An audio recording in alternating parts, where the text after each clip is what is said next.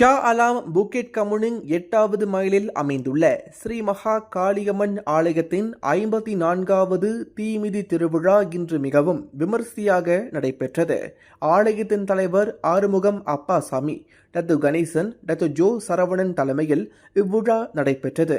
கில்லான் நாடாளுமன்ற உறுப்பினர் கணபதி ராவ், கோத்தாக்கமுனிங் சட்டமன்ற உறுப்பினர் பிரகாஷ், டத்து டி மோகன், வழக்கறிஞர் கோகிலா, சுபாங் தொகுதி காங்கிரஸ் தலைவர் சவுந்தரராஜன், கோத்தாக்கமுனிங் கிராம தலைவர் கோபி உட்பட பல முக்கிய பிரமுகர்கள் கலந்து சிறப்பித்தனர். இன்று காலை 7 மணிக்கு ஆலய நித்திய பூஜையுடன் ஆலய திருவிழா தொடங்கியது. பின்னர் கரகம் பாலித்து பக்தர்கள் பால்குடங்கள், காவடிகள் ஏந்தி தீமிதியில் இறங்கி அம்மனுக்கு காணிக்கை செலுத்தினர். மகேஸ்வர பூஜையை தொடர்ந்து பக்தர்களுக்கு அன்னதானம் பரிமாறப்பட்டது. இதனிடையே இரவு 7 மணிக்கு ஆலய நித்திய பூஜை, அம்பாள் உள்வீதி உலா வருதல், பொன்னுஞ்சல் வைபவம் ஆகியவை இடம்பெற்றது.